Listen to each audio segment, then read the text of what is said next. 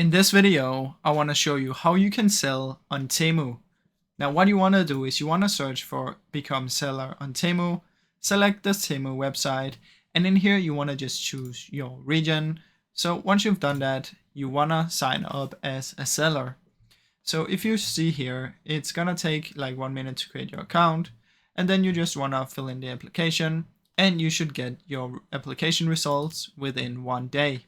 So if you come here and say, how do I become a Temu seller? It's gonna tell you that you just need to provide the information. And once you've done that and set up the store, you're now ready to go. So the documentation that you need to provide, for individual, you want to provide these, and for business, you want to provide these. Once you've done this, you want to sign up here. Once you have these ready, go to sign up and sign up. Then within 1 day, you should have your results if you're eligible to become a seller or not. Now, I really hope you enjoyed this short video. If you did, please leave a like and subscribe, as it helps me out a ton. Thank you so much for watching.